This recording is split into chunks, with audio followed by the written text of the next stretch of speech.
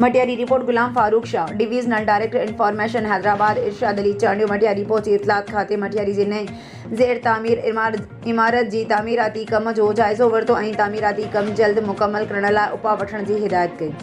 उन मौके ते deputy director information Mohammad Sabir Kaka ऐं असिस्टेंट सईद अहमद शेख नई तामीर थींदड़ इमारत जी अघ भराई बाबति तफ़सीली ब्रीफिंग ॾिनी। डिवीजनल डायरेक्टर इंफॉर्मेशन तरक़ियाती रिथा जी सुस्त रफ़्तारी ऐं नाक़स मटीरियल इस्तेमालु थियण ते कावड़ जो इज़हार कंदे चयो त सूबाई बिल्डिंग्स खाते जे अमलदारनि सां जल्द गॾिजाणी करे नाक़स तामीराती कम बाबति शिकायत कई वेंदी ऐं कम खे जल्द खां जल्द मुकम्मल करण लाइ ज़ोर भरियो वेंदो। डिवीजनल डायरेक्टर इंफॉर्मेशन ज़िले मटियारी जे मुख़्तलिफ़ साफ़ियुनि सां मुलाक़ातूं कयूं।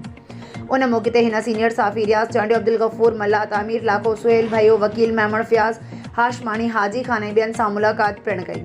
डिवीजनल डायरेक्टर इंफॉर्मेशन इरशाद चांडियो साफ़ियुनि सां ॻाल्हाईंदे चयो त इतलात खातो महदूद वसीलनि आहार प्रेस कलबनि तोड़े साफ़ियुनि जी माली मदद ऐं ग्रांट लाइ कोशिश करे रहियो आहे। साफ़ी मुतहद थियनि त जीअं खेनि पेश ईंदड़ मसइला बिना देर हल करे सघजनि। मेहर रिपोर्ट में रियाज़ सुमरो मेहर जे ॻोठ अली शेर बपेरो जे रहवासी औरतुनि पारां प्लाट ते कब्ज़े ऐं घर ते मुबैना हमले ऐं मेहर पुलिस जी ज़्यादतियुनि ऐं कूड़ो केस दाख़िल करण ख़िलाफ़ पाक किताब खणी एहतजाज जवाबदारनि जी गिरफ़्तारी ऐं जांच जी घुर। ख़बर मूजिबि मेहर जे बी सेक्शन थाणे जी हद ॻोठ अली शेर बपेरो जे रहवासी औरतुनि पारां मिसमात हलीमा सियाल मिसमात बचल सियाल ऐं ॿियनि पाक किताब खणी नेशनल प्रेस क्लब मेहर पहुची 62 जवाबदारनि पारां प्लाट ते कब्ज़े ऐं घुर ते मुबैना हमले ऐं मेहर जे बी सेक्शन पुलिस पारां रिश्वत एवज़ कूड़ो केस दाख़िल करण ख़िलाफ़ एहतजाज कंदे दाहियो आहे त जवाबदार मंजूर सियाल इदरीस सियाल सिद्दीक दीदार हमीद मंठार सियाल ऐं ॿियनि असांजे ॻोठ में ज़बरदस्ती प्लाट ते कब्ज़ो करे रहिया आहिनि।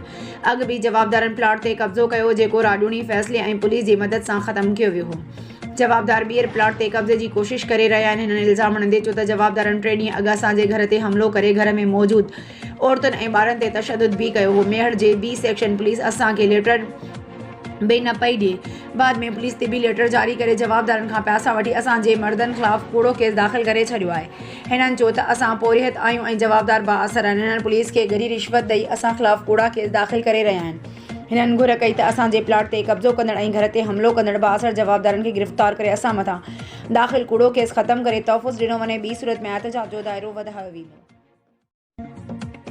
नौशर अफरोज़ रिपोर्ट ज़ुल्फ़िकार अली तगर सैद इस्माइल शाह जे सालियाने उर्स मुबारक तक़रीब वॾे जोश जज़्बे सां ज़ेरे निगरानी नज़ीर हनीफ़ नवीद हनीफ़ ख़ानज़ादा आदिल इलेक्ट्रिक स्टोर जी थी गुज़री। प्रोग्राम जी सदारत सैद ग़ुलाम हैदर शाह कलंदरी साहब जिन जी थी। एज़ाज़ी मेहमाननि में अहम ज़फ़र तगर सदर नेशनल प्रेस क्लब रियाज़ आलमानी ऐसे शो मोहम्मद जुम्मन खोसो जलसे में आयल मेहमाननि खे नज़ीर अहमद ख़ानज़ादा ऐं वाजिद कलंदरी लुंगियूं पारायूं। उन मौके ते सालियाने जलसे खे ख़िताब कंदे सैद ग़ुलाम हैदर चयो त असां कलंदरी आहियूं। असांजो उहो दर्स आहे त पंहिंजे दिलि साफ़ कयूं पंहिंजे नबी करीम जे ॾसियल राह ते हलूं दुरूद सलवातूं पढ़ूं अजायो कमनि में पंहिंजो वक़्तु न गुज़ारियूं पंहिंजी औलाद खे तालीम पढ़ायूं राति जो जागी पंहिंजे रब खे राज़ी कयूं शैतानी कमनि खां पासो सॼी राति जागी सोशल मीडिया ऐं फेसबुक खां बहितर आहे त आका ते दुरूद सलवात ऐं तहजुद पढ़ूं पंहिंजे क़ल्ब खे साफ़ रखूं। पाकिस्तान जे मशहूरु कवालिन ऐं नात ख़्वाननि हुज़ूर जी शान में नात शरीफ़ पढ़ी महफ़िल खे झुमाए छॾियो।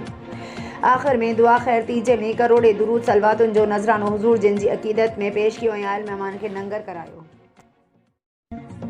शिकारपुर डिस्ट्रिक्ट रिपोर्ट रियाज़ अली मीरानी शिकारपुर सिंध फनकार इत्तेहाद जे तरफ़ां शिकारपुर में गुल आर्ट अकेडमी जी ऑफिस ते सिंध फनकार आर्टिस्ट मंजन मोलाई जी मान में उमिरि जी सादत मान ते संदसि खे आजियाणो पेश कयो वियो। उन मौके ते सिंध जो नाले वारो अदाकार अमजद गुल सोमरो खेरो बुढ़ो सिंगर अमानुल्ला जमाली दाद मोहम्मद बलोच उस्ताद गुलजार एस हकड़ो सलीम जाफ़री यूनिस जाफ़री कासिम शेख सादिक अब्बासी सिंगर फ़हीम अब्बास वकार शेख नादिर मलिक ऐं उस्ताद फ़याज़ लाशारी जिन जे तरफ़ां गुलनि जी वर्खा कई वई ऐं गुलनि जा हार पाराया विया। उन मौके ते जीजल मुंहिंजी सिंध शिकारपुर डिस्ट्रिक्ट सां ॻाल्हाईंदे अदाकारनि चयो त असां जस था ॾियूं जीजल मुंहिंजी सिंध जे चैनल खे जेको असां फ़नकारनि खे कवरेज ॾींदा आहिनि।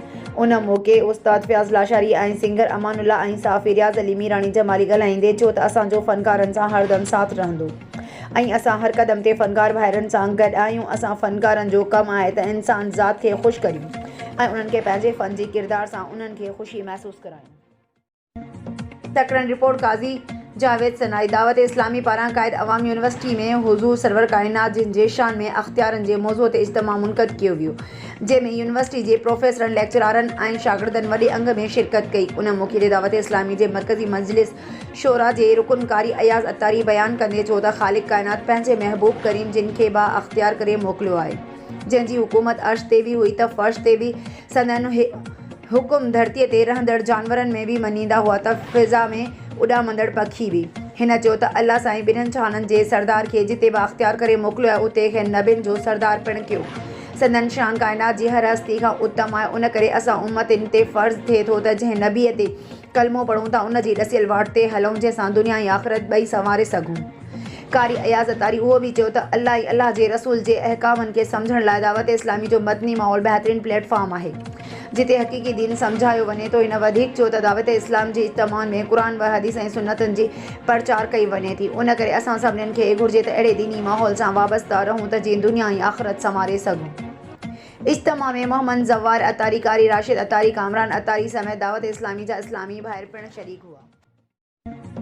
दादू रिपोर्ट मुख्तियार अली सुमरो दादू शहर जे नजम कॉलोनी जी रहवासी बेवा पीरसन मिसमा सोगरा ज़ाल मरू मोहम्मद अयूब लगारी दादू प्रेस क्लब पहुची नीर हारींदे मीडिया ॿुधाईंदे चयो त असां मिसकीन माण्हू आहियूं, असां पेट पालण लाइ परेशान आहियूं।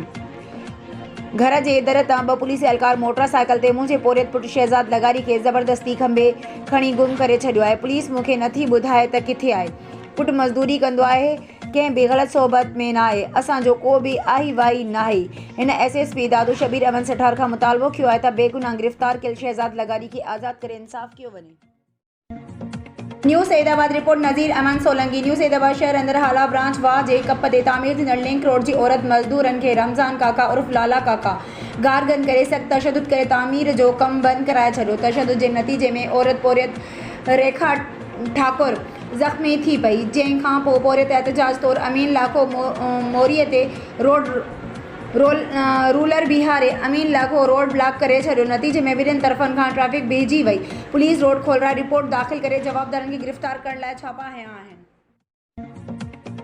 मटियारी रिपोर्ट अज़ीज़ गुल खैबर डिस्ट्रिक्ट एंड सेशन जज मटियारी ऐं DC जे हुकुम ते ॿेले खाते जूं फुड़तियूं पुलिस ऐं ॿेले खाते इंतज़ामिया सरकारी ॿेले खाते जे ज़मीन तां कब्ज़ा ख़त्म करण लाइ ऑपरेशन शुरू करे छॾियो। ऑपरेशन दौरान 20 मोटरसाइकिल, हिकु ट्रैक्टर, 4 ट्यूबवेल ऐं 2 मशीनरियूं ज़ब्त कई वई। 7 ॼणा गिरफ़्तार। Sindh high court circuit bench Sukkur पारां जोड़ियल डिस्ट्रिक्ट एंड सेशन जज जी निगरानी कमेटी जे चेयरमैन पारां हिदायत अली ॿेले खाते वारनि ऑपरेशन शुरू कयो। कमेटी जे चेयरमैन, सेशन जज मेंबर, डिप्टी कमिश्नर, SSP ऐं डिवीज़नल फॉरेस्ट ऑफिसर जी गॾिजाणी थी हुई, जंहिं बाद खेबरानी ॿेले जे मुख़्तलिफ़ चौंकड़ियुनि में पोखीअ जी तयारी कंदड़नि ख़िलाफ़ कार्रवाई कई वयूं आहिनि, जंहिं दौरान उते मौजूदु ट्रैक्टर 20 मोटरसाइकिल ज़ब्त कया विया आहिनि, जॾहिं त केतिराई ट्यूबवेल, पटे, उन्हनि जो मटीरियल ऐं ॿी मशीनरी बि ज़ब्त कई वई आहे। ॿेले खाते जे अमलदारनि ऐं पुलिस जी वॾी नफ़री ॿेले में ऑपरेशन करे रही आहे। होॾां ॿिए पासे कुझु मालवंद माण्हुनि जो चवणु आहे त हीउ सभु कुझु वॾनि कब्ज़ाखोरनि खे पैकेज ॾेई नंढनि कब्ज़ाखोरनि खे पुलिस गिरफ़्तार कयो आहे। हिकिड़ी चौकड़ीअ तां कब्ज़ा ख़त्म कराए वरी ॿिए चौकड़ी ते कब्ज़नि कराइण जी कोशिशि कई पई वञे।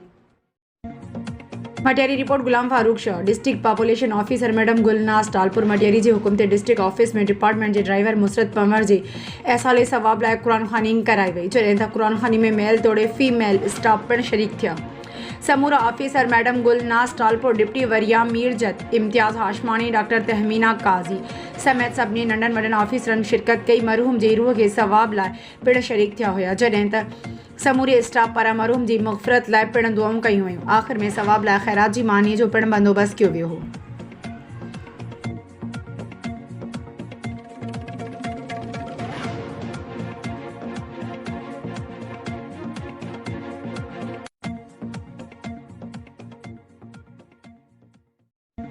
जावल रिपोर्ट इम्तियाज़ मेमण एपका यूनिट ज़िला पॉपुलेशन डिपार्टमेंट उहदेदारनि जो हंगामी इजलास कोटायो वियो। इजलास में एपका यूनिट ज़िले पॉपुलेशन डिपार्टमेंट सदर मिसिस सलमा मेमन, रज़िया, नाज़िया, शाज़िया, परवीन, मेहरुनिसा, आशा, कमला, अज़मत, नवीद अहमद मेमन, सिद्दीक, मीरबर, रफ़ीक सोलंकी, इजाज़ मला, मुमताज़ मेमन ऐं ॿियनि चयो त हितां जा कुझु शरपसंद अनासरनि ज़िले सिजावल जे पॉपुलेशन खाते जे माहौल खे ख़राब करण जी कोशिश करे रहिया आहिनि। असीं अहिड़नि नापाक टोले जी साज़िश खे नाकाम कंदासीं। हिननि वधीक चयो त हितां क्लार्क तालिब उनड़ ऐं महताब कुरैशी जी बदली थियण बावजूदु ॿिए शख़्स पंहिंजी पोस्टिंग ते क़ाबिज़ थियूं वेठा आहिनि। हिते मुख़्तलिफ़ क़िस्मनि जूं साज़िशूं करे हितां जो माहौल ख़राब करण लाइ औरत खे इस्तेमाल करे असांजी ईमानदार ऑफिसर अब्दुल वहाब अब्बासी खे बदनाम करण जी कोशिश करे रहिया आहिनि। हिननि सेक्रेटरी पॉपुलेशन डिपार्टमेंट ऐं निगरान हुकूमत ऐं ॿियनि मज़हब वारनि खे अपील कंदे चयो त क्लार्क तालिब उनड़ ऐं महताब ख़िलाफ़ क़ानूनी कार्रवाई कई वञे। ॿी सूरत में हर रोज़ ज़िला ऑफिस इजावल में एहतजाज कैंप लॻाई वेंदी। दादू रिपोर्ट मुख्तार अली सुमरो दादू तालके जे यूसी रप यूसी पीर शाहनवाज़ यूसी सियाल ऐं ॿियनि यूसियुनि में ॿोॾि खां मुतासिर थियल इलाइक़नि में मस्जिदूं ठाहिण जो कमु जारी आहे। कुझु मस्जिदूं तामीर थी चुकियूं आहिनि। पाकिस्तान पीपल्स पार्टी अॻवान अॻूणो MPA बैरिस्टर पीर मुजीबुल हक़ जी कोशिश सां अल वहाब फाउंडेशन जे तरफ़ां मुफ्ती अब्दुल वहाब पाण ऐं पीर मुजीबुल हक़ गॾिजी मुख़्तलिफ़ यूसियुनि जो दौरो कयो। संदन यूसी चेयरमैन यूसी रप जे चेयरमैन इम्तियाज़ पंवर यूसी पीर शाहनवाज़ चेयरमैन सफ़दर पंवर पार्टी अॻवाननि वर्करनि ऐं ॻोठाणनि तरफ़ां शानदार इस्तक़बाल कयो वियो। पूरी टीम जो शुक्रियो अदा कंदे आयल महिमाननि खे सिंधी सक़ाफ़त सिंधी टोपी अजरकनि जा तोहफ़ा पेश कया विया। ॿोॾि मुतासिर थियल इलाइक़नि जे ॻोठनि जी बहाली खां पोइ नमाज़ पढ़ण जे लाइ मस्जिदूं ठाहिण जो कमु तेज़ी सां जारी आहे। कुझु मस्जिदूं ठही तयारु थी वियूं आहिनि। ॻोठाणनि में इमदादी खाद खुराक जो सामान ऐं गरम कंबल पिणु तक़सीम कया विया। घोटकी डिस्ट्रिक्ट रिपोर्टर मोहम्मद मलूक भुट्टो घोटकी वेझो ट्रेन मां किरी पंजाब जो रहवासी फौत थी वियो। ख़बर मूजिबि घोटकी वेझो रहीम यार खान वेंदड़ जाफ़र एक्सप्रेस ट्रेन मां किरी हिकु शख़्स फौत थी वियो। रेलवे अख़्तियारनि मूजिबि ट्रेन मां किरी फौत थियल शख़्स जी सुञाणप मोहम्मद अनवर तौर थी आहे, जेको सादिकाबाद जे चक नंबर 173 जो रहवासी आहे। रेलवे अख़्तियारनि मूजिबि 39 अब जाफ़र एक्सप्रेस खां ईंदड़ मुसाफ़िर 559 किलोमीटर महसरो ऐं घोटकीअ जे विच में डाउन ट्रैक ते किरी पियो, जेको मथे में धकु लॻण सबबि फौत थी वियो। जंहिं बाद फौतीअ जो लाश तालका अस्पताल आंदो वियो, जॾहिं त संदसि जैकेट जे खीसे मां 6,84,870 रुपया रोक रक़म पिणु मिली आहे। जंहिं बाद रेलवे पुलिस अखर जे DSP अमीन आलम जी हिदायत ते ASI जहान खान चाचड़ पुलिस कांस्टेबल राणा उमर दराज रियाज़ अहमद फौतीअ जे पुटु मोहम्मद मुर्ज़ा खे फौतीअ जे खीसे मां मिलियल रोक रक़म ऐं लाश हवाले कयो। जंहिं बाद फौतीअ जे मड़ खे एम्बुलेंस ज़रिए सादिकाबाद पहुचायो वियो। उमरकोट जी अदालत PTI इक़लियती विंग जे कलम 144 जी भनकड़ी ते एहतजाज करण ऐं धरणो हणण ते अॻूणे MNA लाल माली ऐं ॿियनि ते फ़र्द जुर्म लागू करे छॾियो। अदालत केस जी ॿुधणी 22 नवंबर ताईं मुलतवी करे छॾी, जंहिंमें लाल माली समेत 19 खां वधीक अॻवाननि ऐं कारकुननि खे गिरफ़्तार कयो वियो। फ़र्द जुर्म लागू कयो वियो आहे। फ़र्द जुर्म लांग थेलान में दाख़िल कयो वियो आहे। ऐवान साफ़त सूमार समय जो नौशरो फ़रोज़ रिपोर्ट ज़ुल्फ़िकार अली तगर।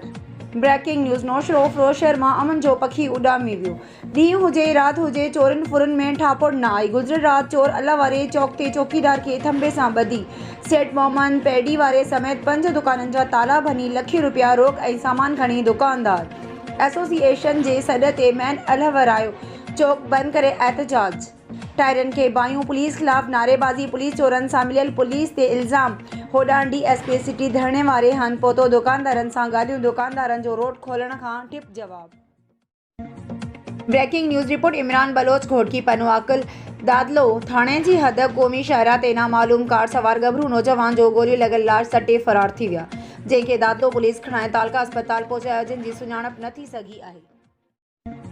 ठुल ऐं हाफ़िज़ मौज़म नूनारी जे क़ातिलनि जी गिरफ़्तारी लाइ अॼु 47 ॾींहं बि वारसनि ऐं जिदोजहद एक्शन कमेटी पारां रहबर चौक ते धरणो जारी रखियो आहे।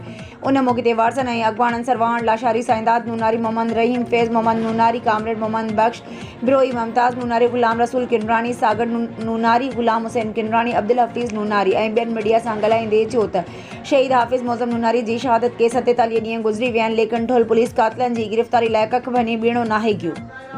हिननि चयो त क़ातिल ऐं उन जा सहूलियतकार मक़तूल जे वारसनि ऐं मुज़ाहिरीन खे धमकाए रहिया आहिनि। पोइ बि A सेक्शन थाणे जी पुलिस ऐं DSP ठुल रिश्वत एवज़ बासर माण्हुनि जी कमदारी कंदे क़ातिलनि ऐं उन्हनि जे सहूलियतकारनि सां ॿिट बणियल आहे।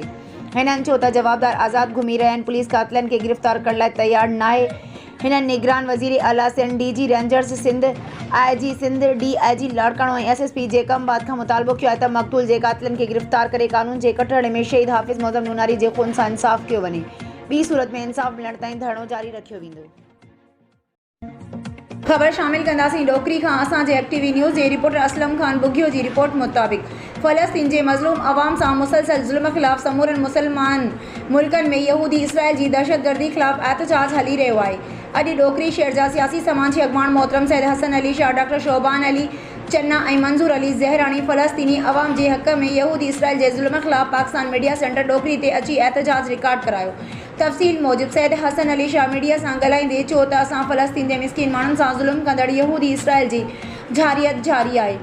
असां Pakistan chief of army staff general Asim Munir Shah खे अपील था कयूं त फ़लस्तीन जी मज़लूम अवाम भरपूर मदद करे ऐं असां फ़लस्तीनी अवाम सां उन्हनि जे शहीद थियल प्यारनि सां संदनि जे पोइननि सां बराबरि जा शरीक आहियूं। असां पाकिस्तान मीडिया सेंटर डोकरी जे सथ जा थोराइता आहियूं जिन मुसलसल ख़बरूं हलायूं आहिनि। डॉक्टर शोबान अली चन्ना पिणु मीडिया सां ॻाल्हाईंदे वधीक चयो त फ़लस्तीन हिकु मुसलमान मुल्क यहूदी इसराइल जो अमरीका साथ ॾियणु छॾे ॾिए। न्यूज़ सैदाबाद रिपोर्ट नज़ीर अमन सोलंकी। न्यूज़ सैदाबाद शहर अंदर हाला ब्रांच वाह जे कप ते तामीर थींदड़ लिंक रोड जी औरत मज़दूरनि खे रमज़ान काका उर्फ़ लाला काका गारगन करे सख़्त तशद्दुद करे तामीर जो कमु बंदि कराए छॾियो। तशद्दुद जे नतीजे में औरत पोरियत रेखा ठाकुर ज़ख़्मी थी पई, जंहिंखां पोइ पोरियत एहतजाज तौरु अमीन लाखो मोरीअ ते रूलर बिहारे अमीन लाखो रोड ब्लॉक करे छॾियो। नतीजे में ॿिन्हिनि तरफ़नि खां ट्रैफ़िक बीहजी वई। पुलिस रोड खोलराए रिपोर्ट दाख़िल करे जवाबदारनि खे गिरफ़्तार करण लाइ छापा हंया आहिनि।